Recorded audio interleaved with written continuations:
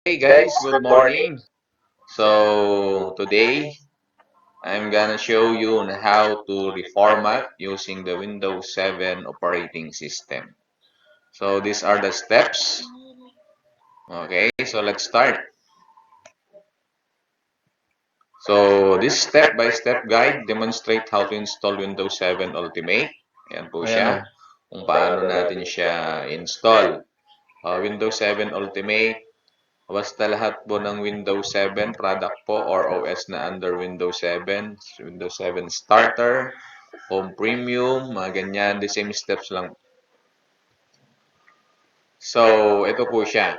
So, meron po tayong tinatawag na clean install.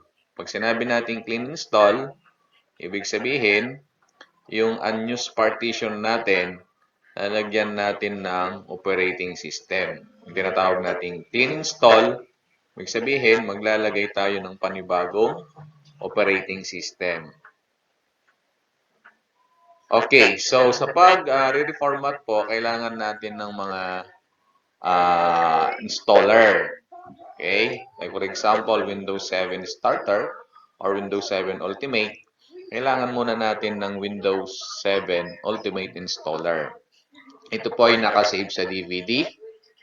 Ito rin po ay maaring nakasave din po sa flash drive.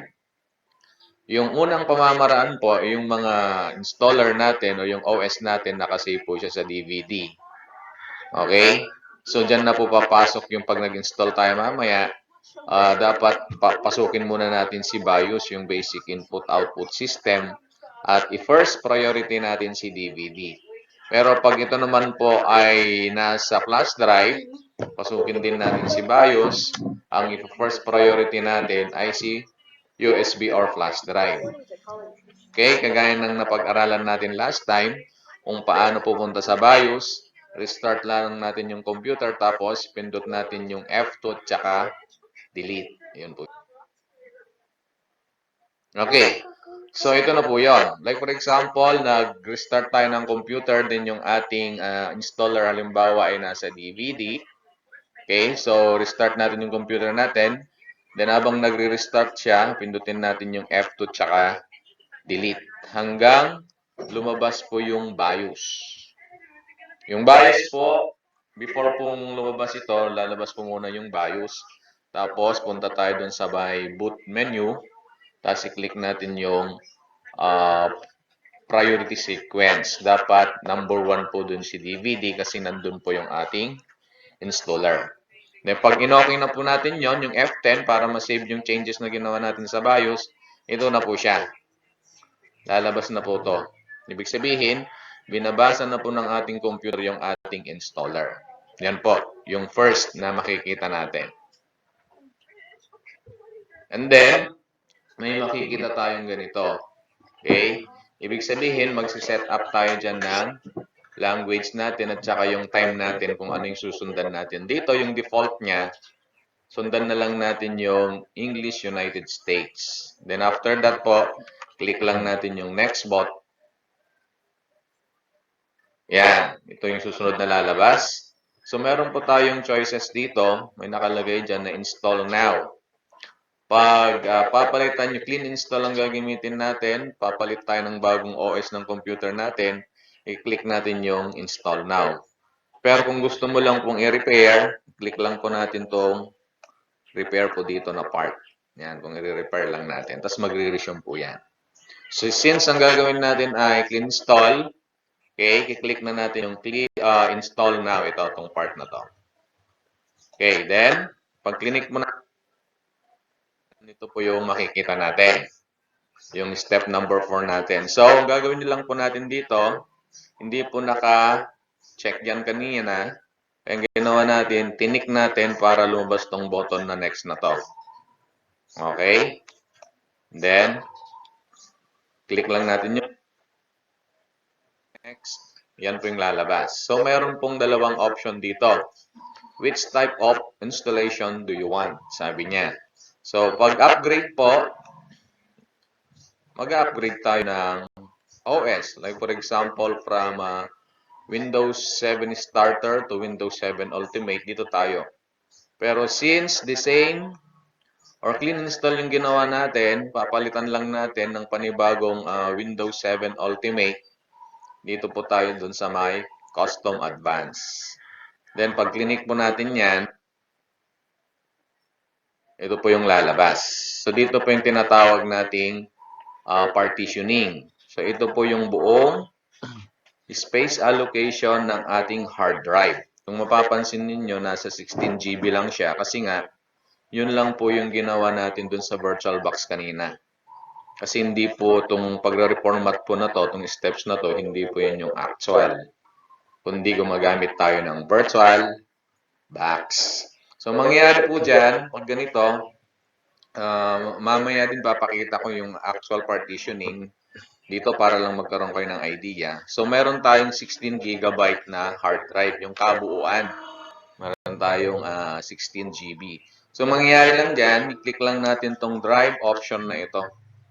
Pagka-click natin yung drive option na yan, okay, makikita natin yung equivalent ng 16 GB.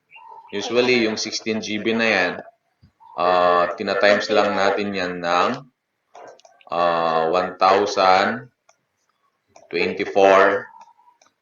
Okay, 1,024. Yung lalabas, i-divide lang natin sa 2.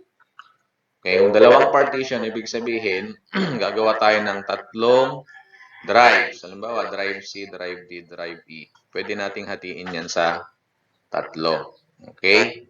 So, ganun po yan. So, pag nahati na natin sa tatlo yan, kung saan mo gustong ilagay yung OS natin, doon po yung i-click natin. So, halimbawa, i-click natin tong part na to. Yan po papasok yung OS natin. Then, click lang. Yan na po yung lalabas. So, nag-i-install na po niyan. Nasa installation process na po tayo. So, lahat yan hanggang sa mag 100%, hanggang sa ma-complete po yung installation dito sa baba. And then, click next po tayo niyan, or yung susunod po na lalabas. Ito po siya. Okay. So, mag-restart po yung computer natin. Okay, magre-reboot siya. Ayan po makikita natin. Ayan po siya. And then, ito po, lalabas po to. So, kung gusto mo pong lagyan ng, lalagyan talaga natin to ng computer name or username, tapos computer name. Yung username, kayo po yun. Yung computer name, bahala na po kayo kung anong gusto nyong ipangalan sa computer ninyo. Then, may lalabas po na password. So, it's your choice po kung gusto mong lagyan ng password, pwede po yan. Ito po sa sample natin dito, meron siyang password. Then, rinitype lang yung password. Then, pwede kang maglagay ng hint. Baka mamaya makalimutan mo yung password. Yan. Para mayroon kang clue kung nakalimutan mo yung password, maglagay ka ng hint dyan. Pero kung gusto mo namang wag na lang lagyan ng password para dire-diretso na lang pag ginamit mo, huwag na tayo magta-type dito. Then, click lang natin yung next. Ayan po siya. Meron pong tinatawag na product key. Yung mga license po kasi ng mga OS, talagang humihingi siya ng mga product key. Ito po yung 25 characters. Ito po siya. So, magta-type po kayo dyan ng 25 characters. Halimbawa ng mga example dito. Ito. And then, pag na-type nyo po yung product key na yan, i-click lang natin yung next. Pero may mga OS na ngayon na hindi na po naghahanap ng product key. So, itong step na ito, hindi na po natin makikita.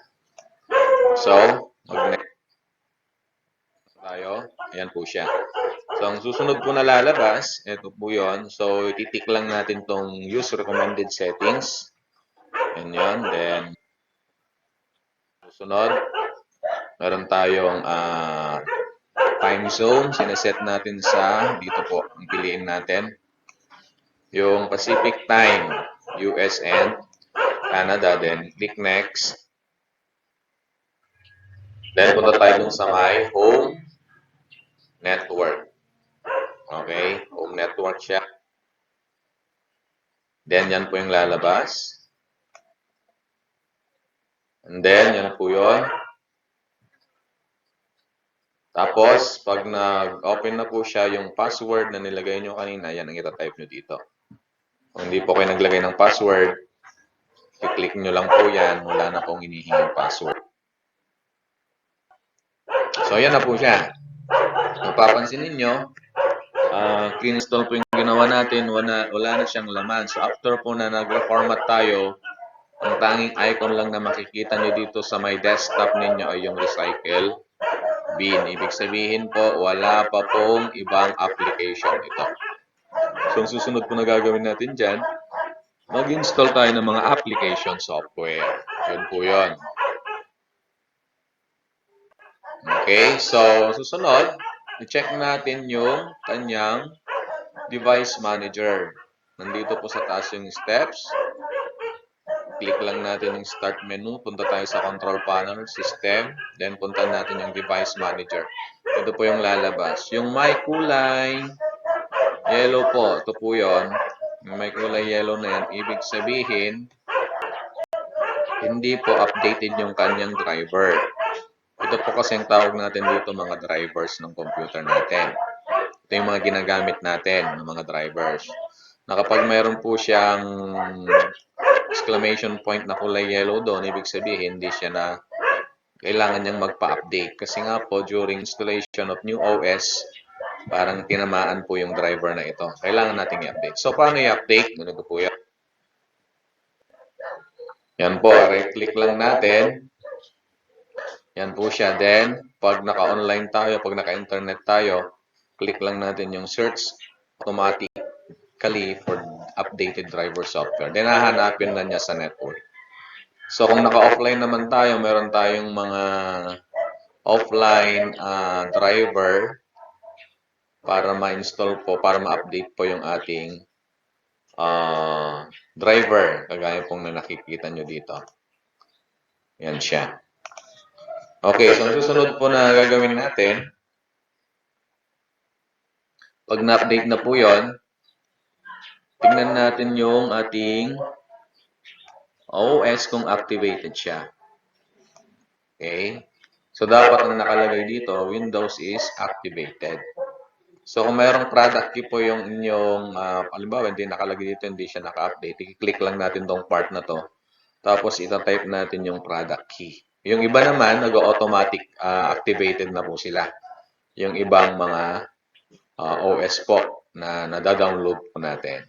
Ayan. Susunod, okay, yan po yung pinakalas. Yun po yung steps. Then, ready na po tayong mag-install ng mga application software like antivirus, Microsoft Office, at mga iba pang mga application software na kailangan nating install. So, yun lamang po yung steps ng pag-install o pag-reformat ng Windows 7 Ultimate. Bye-bye!